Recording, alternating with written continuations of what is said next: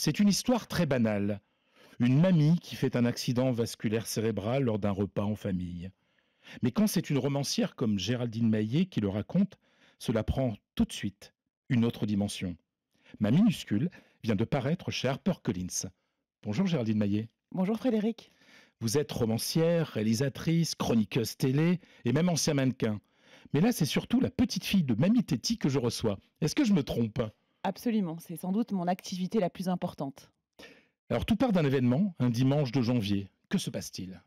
On est un dimanche en famille, un déjeuner. Je vais chercher souvent ma grand-mère le dimanche pour déjeuner avec elle, pour l'amener avec nous dans notre esprit festif de famille. Et effectivement, ce jour-là, ma grand-mère a un AVC. Je ne sais pas tout de suite qu'elle a un AVC. Disons que sa tête part en arrière, ses yeux se ferment, son visage dégouline d'un côté. Elle devient totalement aphasique, elle pousse des sortes de râles.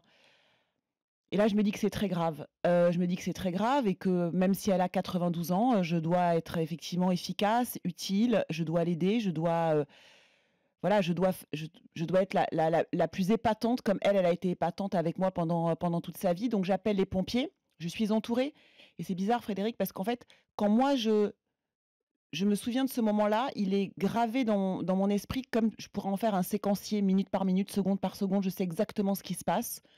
J'appelle les pompiers, ça dure 10 minutes entre le moment où je les appelle et où ils arrivent. Et ces 10 minutes, à la fois, durent une seconde et une éternité. Et je me souviens de tout au millimètre. Je me souviens des odeurs des uns, des autres, du visage des pompiers, de leurs gestes, de ce qu'ils me disent, de ce qu'ils me demandent.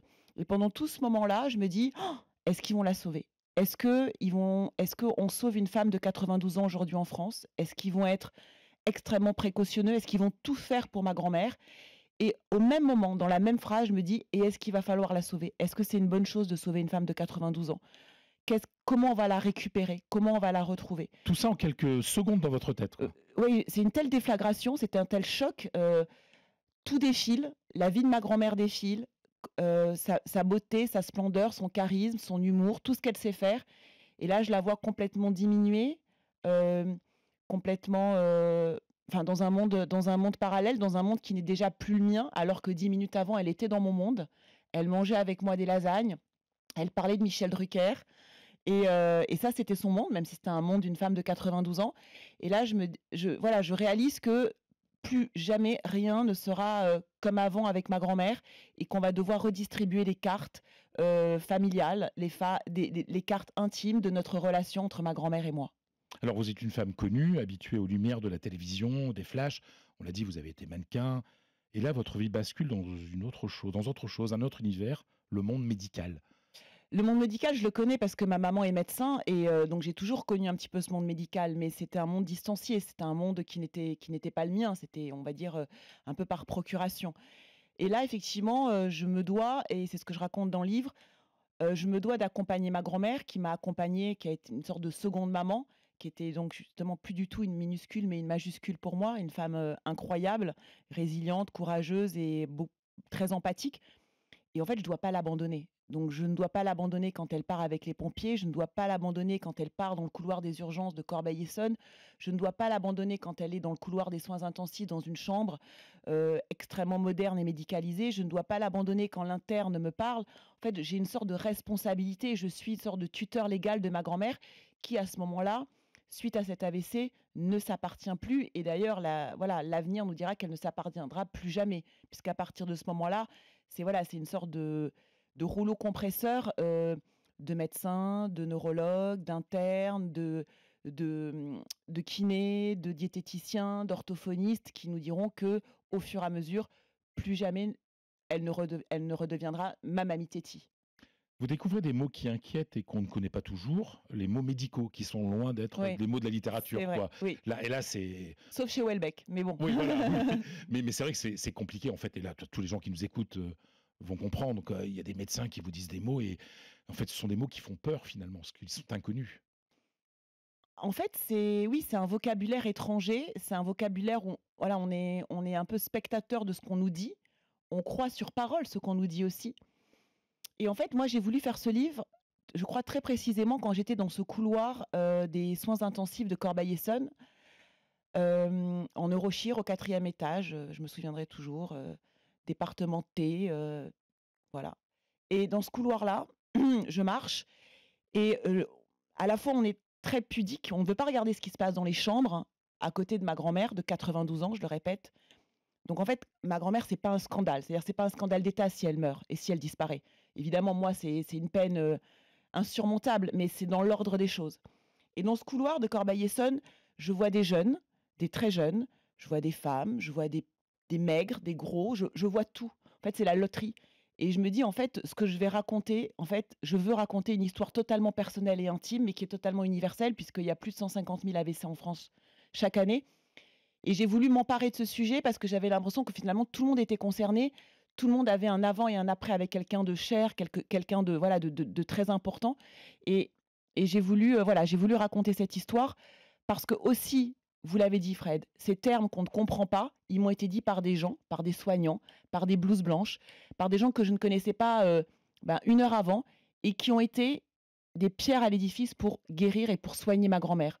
Parce qu'en fait, moi, vous avez dit, je travaille dans une émission aussi assez connue où effectivement, on parle souvent et aujourd'hui aussi, par exemple sur RMC, quand je vous écoute tous les jours dans les émissions, on dit que rien ne fonctionne. On dit qu'on meurt aux urgences, Mmh. on dit que on maltraite les gens dans les EHPAD. Et je ne suis pas dans un déni, je sais que ça se passe aussi comme ça, mais ça ne se passe pas que comme ça. Et moi, j'ai vu tout le contraire. C'est-à-dire, j'ai vu des soignants incroyables, j'ai vu un pompier faire tout pour ma grand-mère de 92 ans comme si elle en avait 20, comme si elle avait de l'avenir devant elle.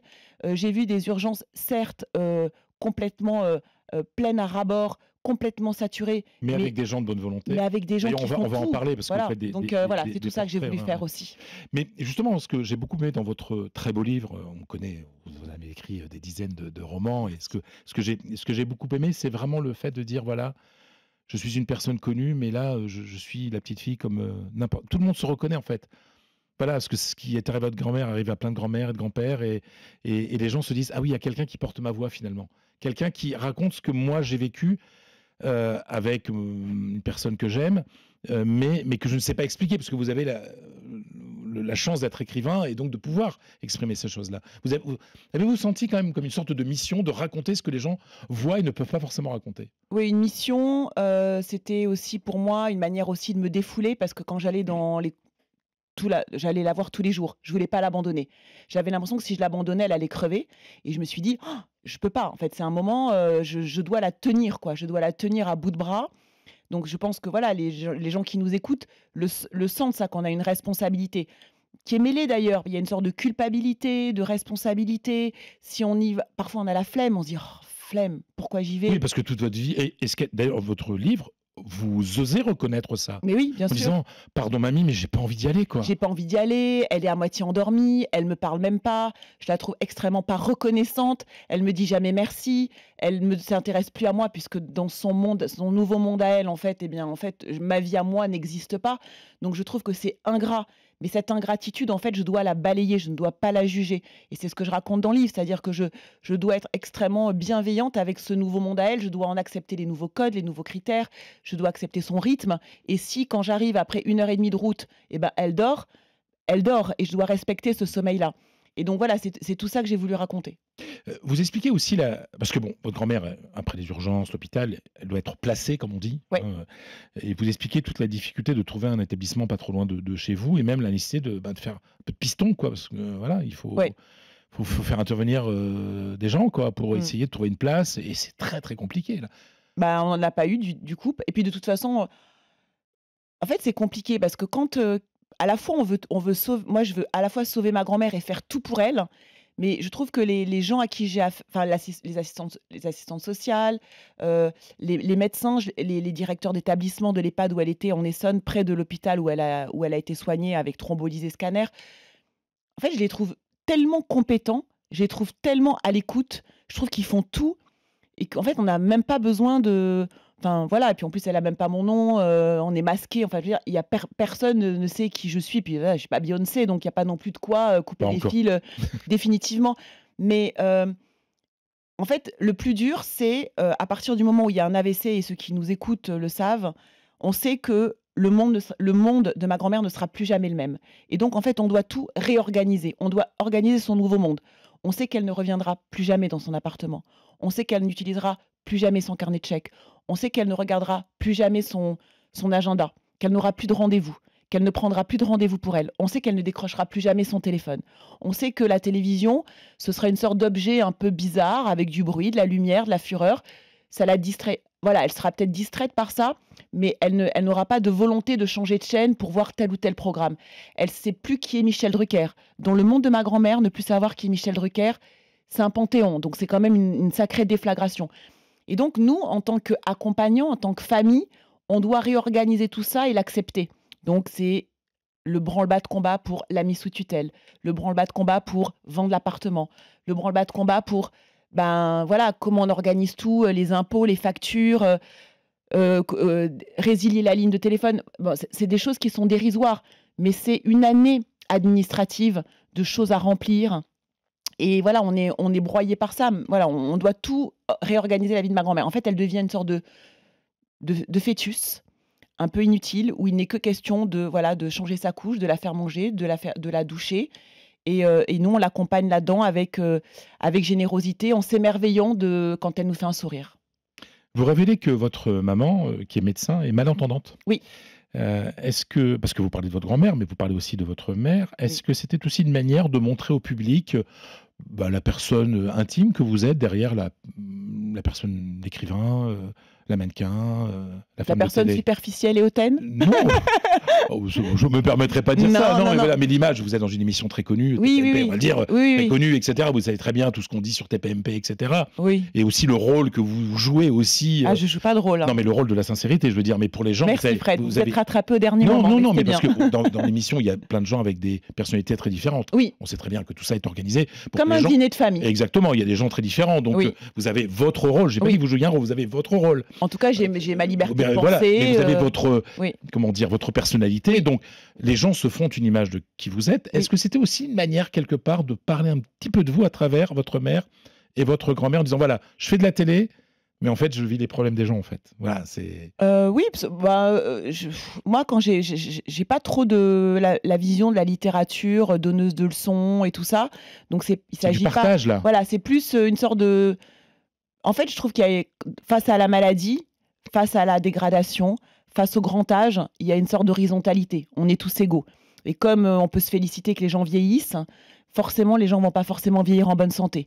Et ma maman, moi, m'a toujours dit que c'était une bombe à retardement, le quatrième âge.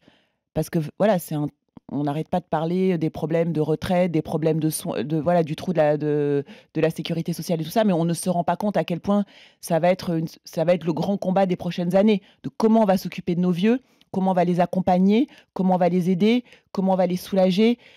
Voilà, toute la fin de vie, c'est quoi la fin de vie? On n'est pas d'accord dans les familles. C'est pour ça que je voulais mettre aussi ma maman dans le livre, parce que ma maman est médecin. Et très vite, quand elle arrive aux soins intensifs de Corbeil-Essonnes, elle sait ce qui va se passer. C'est-à-dire qu'elle, elle anticipe tout ce qui va se passer dans l'année après. Moi, non. Moi, je suis au jour le jour. Moi, c'est un carnet de bord. Moi, j'ai de l'espoir. Moi, je dis, mais non, mais ma grand-mère, elle va remarcher. Mais non, ma grand-mère, elle va revenir chez elle. En fait, c'est même pas un déni. C'est que je me rends pas compte. Ma maman a déjà toutes les cartes en main de ce qui va se passer. C'est implacable. Et donc, elle sait que ça va être tellement compliqué à gérer. Alors, parlons un petit peu des soignants.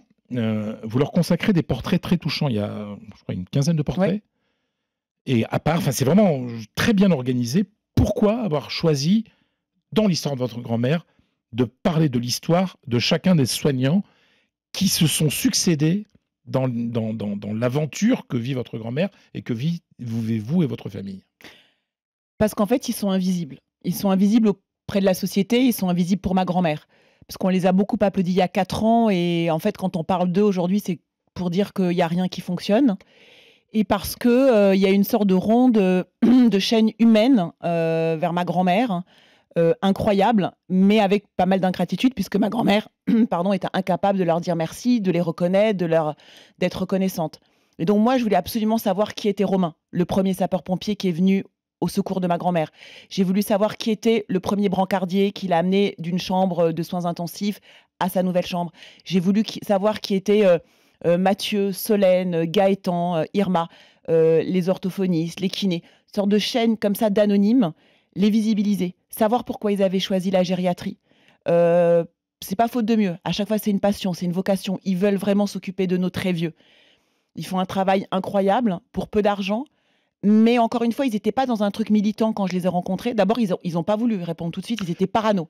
Ils se sont dit: «Qu'est-ce qu'elle va nous Oui, et pondre?» vous expliquez pour chaque portrait comment vous avez Mmh. réussi à contacter la Ouais, personne après, parce que parfois c'était plusieurs mois plus tard, bah, oui, hein. bien sûr. Non, Bah, non, pas c'était oui, à même chaque fois plusieurs mois plus plusieurs tard. mois plus tard, bien sûr, Ouais, parce que quand vous avez ouais. commencé à écrire, mais ils se souvenaient de votre grand-mère, en fait, En fait, au pour départ, j'ai beaucoup. oui, ils sont enfin, pas tous, hein, parce que Mais pour moi, c'était essentiel, c'est-à-dire que je pouvais faire un portrait robot très précis ouais. de mon brancardier, de mon pompier et tout ça et pour eux, bah, le pompier Romain, il m'a dit: «Mais moi, ce jour-là, j'ai dû faire, 50 interventions». Donc après, il s'en est vaguement souvenu et c'était marrant d'ailleurs d'avoir ce sort de champ contre champ si différentes, en fait, entre quelqu'un de fondamental pour moi et puis bon, pour lui, c'était il m'a dit: «Mais nous, on nous dit jamais merci. On nous dit jamais quand ça fonctionne. On nous dit jamais quand on a été, efficace» et donc au départ, ils étaient parano parce qu'ils se sont dit: «Elle est en train de pondre un truc ou à charge». Bah non, pas du tout, je les ai rassurés. Je leur ai dit: «Non, moi, je veux faire une déclaration d'amour à ce que Mmh. vous faites Et de dans remerciements, ce et de sont des lettres de remerciements» remerciements, j'ai l'impression, et ouais. voilà, j'étais tellement, reconnaissante de ce qu'ils avaient fait et vous savez, Fred, à aucun moment, ils m'ont dit ils gagnaient pas assez leur vie. Alors parce que, pour chaque soignant, vous donnez le salaire Ils m'ont dit combien ils et gagnaient. c'est pas beaucoup, hein? C'est à chaque fois, je trouve que c'est Ah scandaleusement oui, oui, petit, je vois par mais c'est exemple pas ça là, ouais. Laure, 57 ans, bon vous la décrivez, vous dites elle est sagittaire, ascendant Capricorne, avec les heures supplémentaires, son salaire est de 2 200 € net par mois. Ouais, c'est une aide-soignante Avec les incroyable. primes, hein, et tout ça, Une des donc c'est préférées de ma grand-mère à ouais. Sainte-Périne, Laure, qui était incroyable et voilà, c'était elle. Ma grand-mère adorait que, ben, typiquement, Laure changeait la couche de ma grand-mère, 3 fois par jour. Mmh. Quelque chose que moi-même je n'aurais pas fait. Mais c'est pas ça qu'ils m'ont dit, Fred. Ils m'ont dit: «Nous, on veut de l'humain. Nous, on a des familles qui nous disent pas bonjour». Alors sous prétexte qu'il y a des vieux qui ne les reconnaissent pas et qui leur disent pas bonjour et merci, on a des familles le plus problématique dans les EHPAD, il faut le savoir, ce sont les familles qui sont violentes. Il y a des écriteaux dans les EHPAD avec les portes fermées à clé des soignants. Parce qu'on on les injure parce que voilà, c'est l'ensauvagement de la société aussi au niveau des soignants. Mon Dieu. C'est-à-dire qu'on leur parle mal, on leur dit pas merci, on n'est pas reconnaissant. Et en fait, je pense qu'il faut c'est un cercle vertueux. Si on réinjecte de l'humain, c'est-à-dire que quand moi j'ai apporté des chouquettes pour ma grand-mère, j'en ai apporté aussi pour Gaëtan et Irma. C'est pas ça le sujet. Et vous, comment ça va aujourd'hui? Comment ça se passe? Vous avez petite mine, ça va pas? Vous avez passé des bonnes vacances? Et les enfants, ça va? En fait, voilà, c'est des gens qui sont tellement aidants pour ma grand-mère, tellement humains pour ma grand-mère, que si moi, en tant que famille, je réinjecte pas de l'humain, il va y avoir un vrai problème. Alors vous avez écrit de nombreux romans, Ouais, vous inventiez des vies, vous racontiez celles des autres, hein, oui, comme Fran et Ava, hein, qui ouais, était le précédent que j'avais beaucoup aimé, merci. paru chez Fayard. Mais là, c'est la vôtre, c'est votre histoire. Est-ce Oui. qu'il est plus dur d'être dans ce que moi j'aime appeler les saveurs autobiographiques? Oui, il y a un truc un peu, des nappes phréatiques comme ça, mais moi je pense que dans tous les romans, c'est Philippe Besson qui me disait ça d'ailleurs, il dit qu'en fait les romanciers racontent toujours le même roman, et qu'en fait il y a juste des biais et des points de vue différents et que quand je parle de l'histoire d'amour entre François Sagan et Ava Gardner ou la mort de Nathalie Wood, alors et je parle de thématiques, de thèmes qui m'obsèdent, de destin fracassé, de sortie de route, de bande d'arrêt d'urgence, c'est quoi vieillir? C'est quoi vieillir quand on est une femme? C'est quoi la dépendance? C'est quoi de se dégrader physiquement? Bah, alors évidemment là, je l'aborde frontalement avec ma grand-mère, avec quelque chose d'intime, quelque chose de voilà, de l'ordre du corps, de l'odeur de ma grand-mère.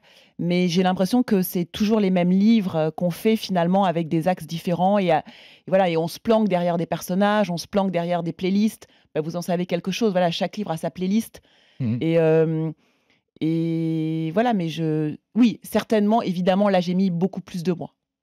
C'est le moment de passer à un peu de lecture.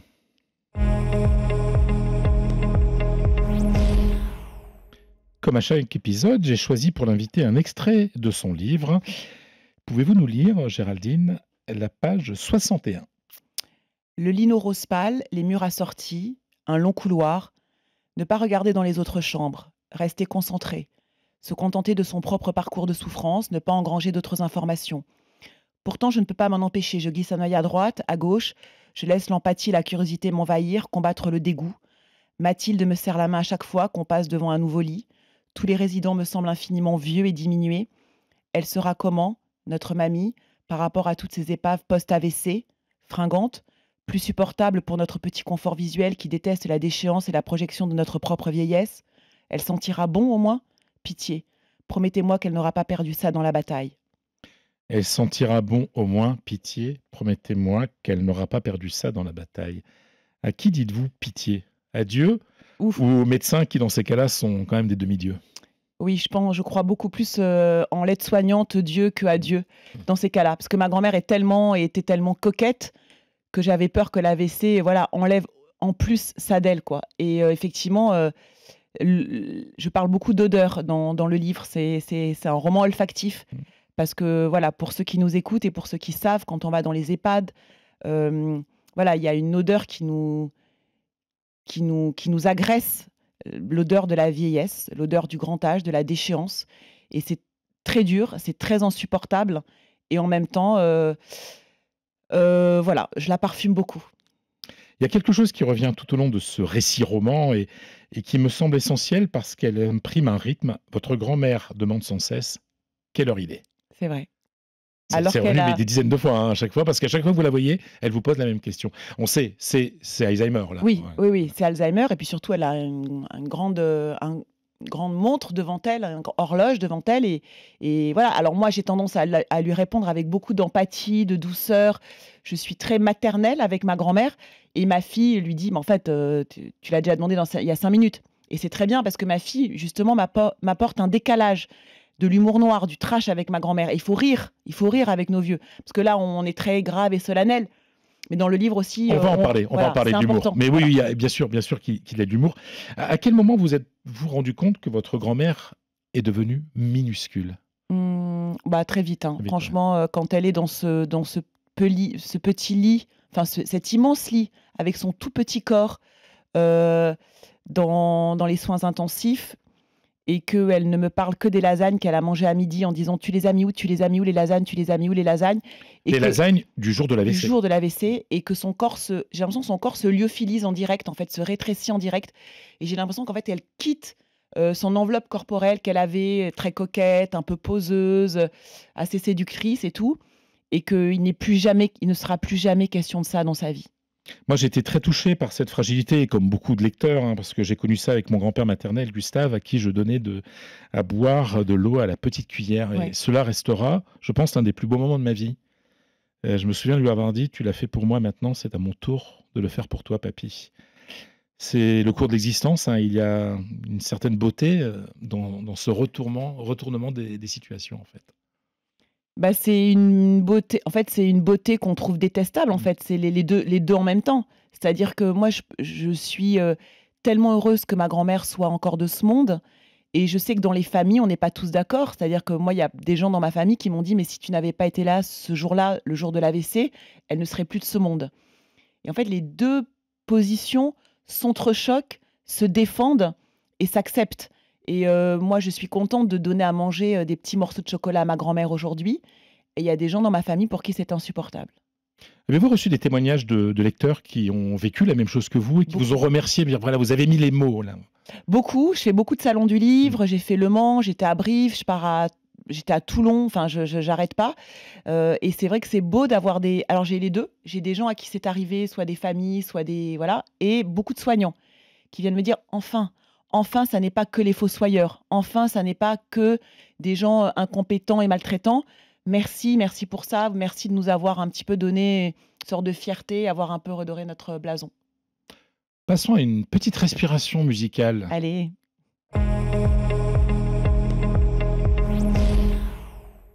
Alors je vous ai demandé de sélectionner une chanson, Oui. quel morceau avez-vous choisi et pourquoi, Géraldine Maillet? J'ai choisi Nicoletta, Mamie Blue. C'était, la berceuse de, bah, mon enfance. Je suis née en 72. Cette chanson, c'est 73, et ma grand-mère me l'a chantée tout le temps, me l'a chantée tout le temps.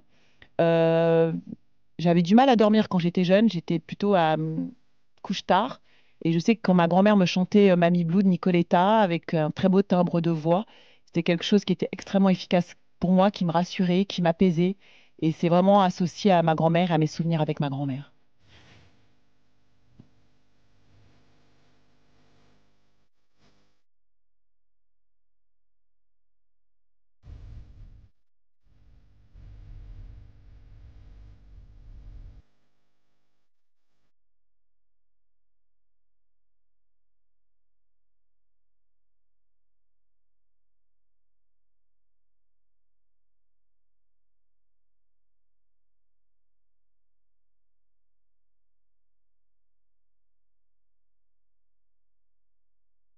Alors Nicoletta, dans cette chanson, rend hommage à sa grand-mère et à sa mère aussi. Oui, c'est l'affiliation. C'est l'affiliation. Alors pour les gens qui ne connaissent pas Nicoletta, elle a été une immense star en France dans les années 70-80. Alors ce livre est triste dans plein de moments, mais il y a surtout de la tendresse et il y a aussi beaucoup d'humour. Oui. Vous racontez par exemple les commentaires de votre grand-mère sur votre tenue à la télé. Ah oui, alors là, Ça, c'est ma Christina Cordula à moi, quoi. Elle est parce qu'en fait, elle n'a plus de filtre. Alors d'abord, les soignants m'ont appris à accepter son nouveau monde. C'est-à-dire qu'au départ, moi, j'arrivais avec mon monde, avec mes critères, avec mes valeurs et je lui imposais ça. Et là, ils m'ont dit: «Non, ça, c'est pas possible. Vous devez donc accepter son nouveau monde à elle». Donc ils vous demandent l'heure, 300 fois par visite, qui est toujours dans les mêmes rituels, qui a des tocs, qui a peut-être, voilà, 4 questions, qui reviennent, qui reviennent, qui reviennent. Et puis, le miracle de la télé, voilà, elle me regarde tous les soirs à la télé. Alors évidemment, elle n'écoute pas, elle ne sait pas de quoi on parle, c'est pas ça. Elle voit vaguement sa petite mais elle vous fille, reconnaît. elle me reconnaît et là, j'ai droit à des commentaires acerbes et cassants sur la tenue, le maquillage, la coiffure. C'est un peloton d'exécution. Rien ne va jamais, en Et vous fait. le racontez très bien, c'est très drôle, Et ça voilà. fait du bien Et dans cet mais c'est ouvrage. tellement bien, mais je la remercie. En fait, pour moi, ça veut dire qu'elle est en vie. C'est-à-dire que plus elle est désagréable avec moi, plus j'estime qu'elle pète le feu, en vrai. Donc tout va bien. Est-ce que Mamie Tétis sait que vous avez fait un livre sur elle? Oui, alors Elle alors, elle peut plus le lire aujourd'hui, mais non, alors elle a 94 ans, elle est toujours de ce monde, la vie s'écoule, elle ne fait pas de progrès, mais depuis que le livre est sorti, ça lui a donné une sorte de cure de jouvence. Alors c'est très étonnant. de manière Je ne sais pas magnifique. si on est allé chercher dans un coin de son cerveau qui est encore un mystère pour moi ou dans un tiroir, un petit morceau de narcissisme ou d'ego qui fait que, oui, elle se reconnaît sur la couverture, elle pense qu'elle est toujours comme ça, alors qu'elle n'a plus rien à voir avec ça. On a fait des photos ensemble pour un magazine et voilà, on va comme s'il y avait des sortes de résidus, de vieux sédiments de sa vie d'avant qui étaient remontés à la surface et qui lui ont redonné un tout petit peu goût à la vie. Alors on a reçu un message, sur le répondeur d'RMC, je vous propose de l'écouter. OK. Bonjour Géraldine Maillet. J'ai toujours pensé qu'écrire un livre, c'était une sorte de doute permanent. Est-ce que ce que j'écris est bien? Est-ce que ce que j'écris va intéresser les gens? Est-ce qu'à ce titre, ce livre-là a été un petit peu plus particulier pour vous?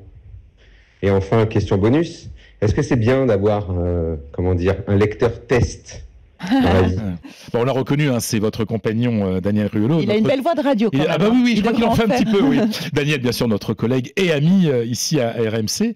Alors répondez, très bonne question, de la part de Daniel. Alors, oui, pour sa première question et oui, effectivement, Daniel a été mon seul lecteur test. C'est-à-dire que je ne pouvais le donner à personne d'autre que lui.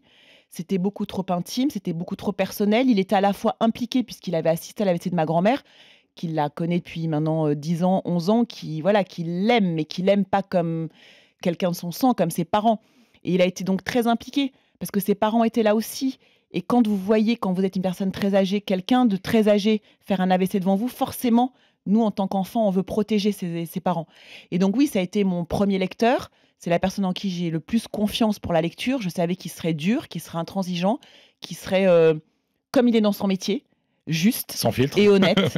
Et donc je pouvais vraiment lui faire confiance et à chaque fois, voilà, je sais que je suis vraiment en PLS quand il lit mes livres. Je suis très, très, très fébrile. Je déteste ça. Je trouve qu'il va trop vite, qu'il va pas assez vite. Voilà, je suis un peu paniquée, mais je pense que ça, c'est l'amour qui fait ça. Donc voilà. Passons au questionnaire de Fred. Quand écrivez-vous? Quand c'est urgent. Où écrivez-vous? Dans la salle à manger et dans des bars d'hôtel. Avez-vous des superstitions au moment de l'écriture? Avoir toujours la même playlist pour chaque ouvrage. Alors écoutez-vous de la musique quand vous écrivez justement? Oui. Et laquelle? J'écrivais que Sinatra pour Fran et Ava et là, j'écoutais que de la musique classique. Quel livre vous a-t-il le plus marqué enfant? Enfant, Les Fantomettes. Quel est le livre le plus important de votre vie? Celui que j'ai pas encore écrit. Êtes-vous une adepte de la lecture de plusieurs livres en même temps? Non. Quel livre pourriez-vous recommander à des parents qui veulent donner le goût de la lecture à leur enfant?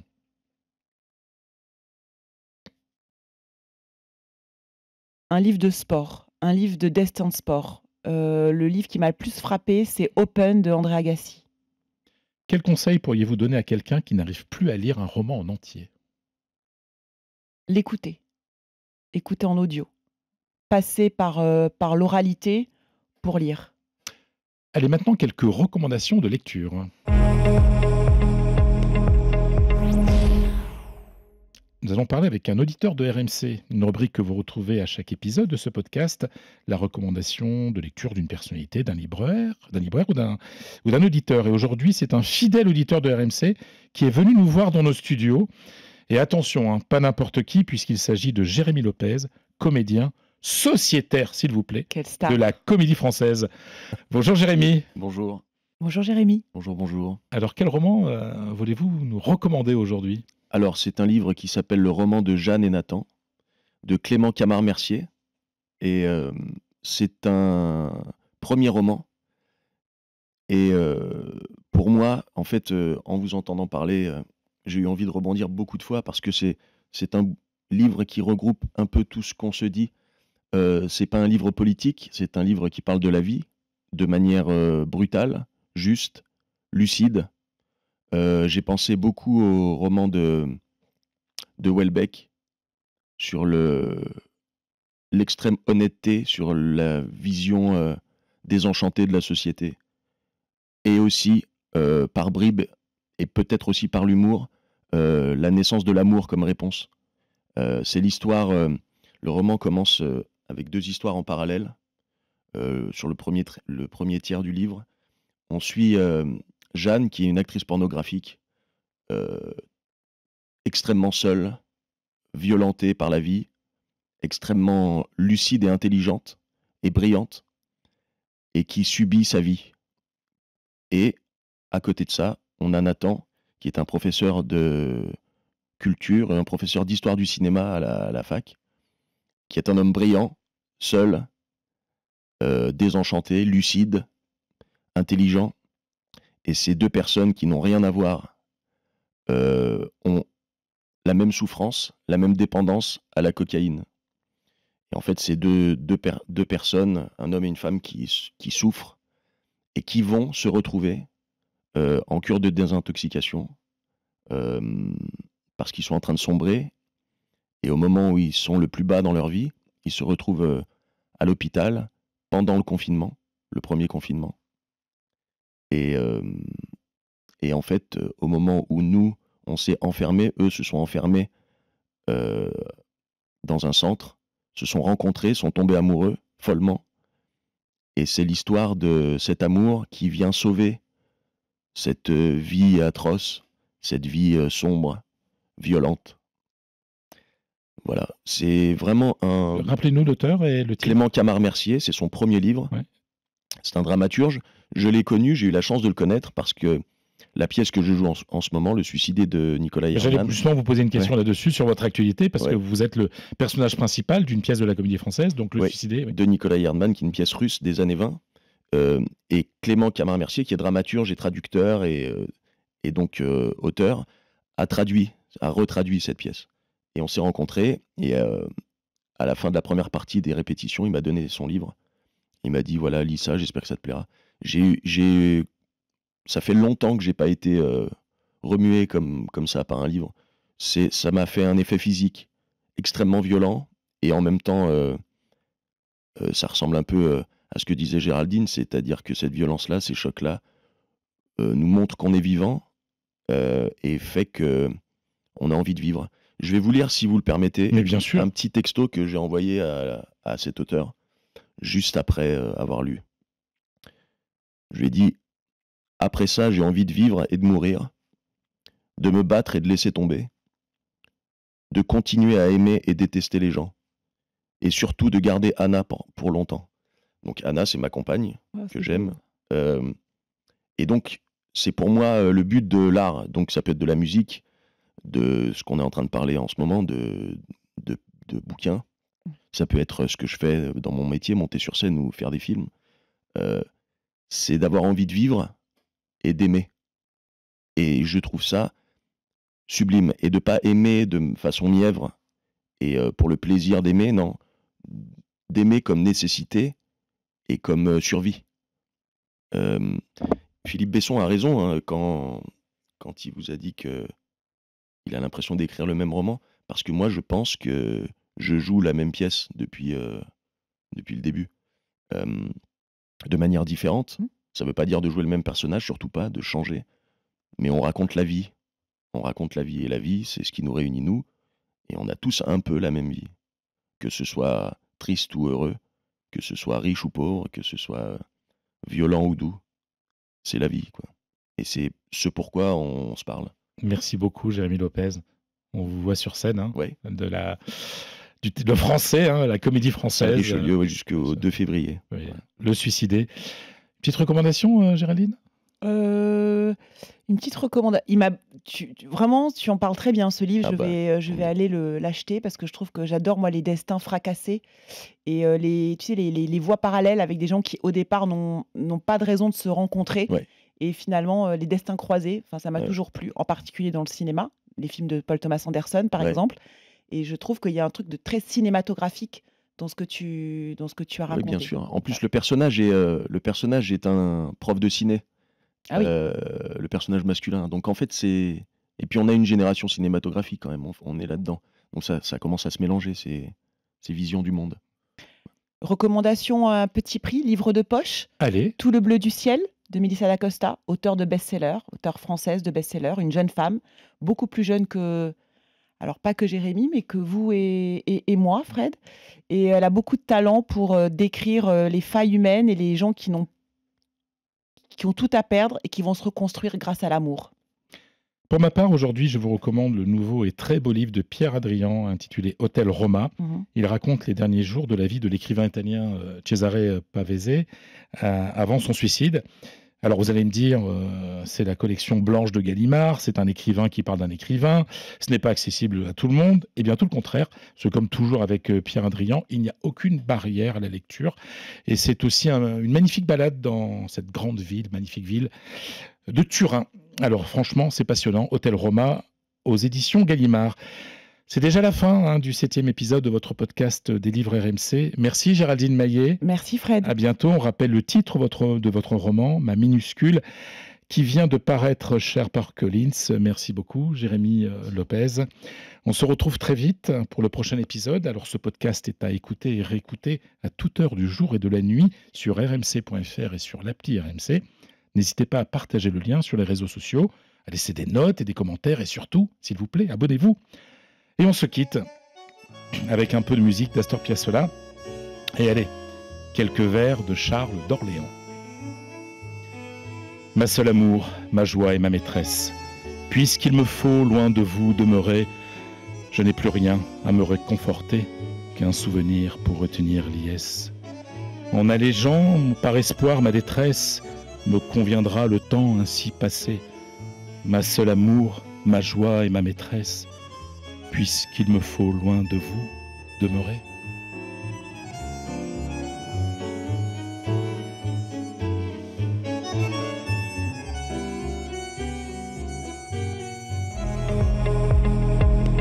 Des livres RMC.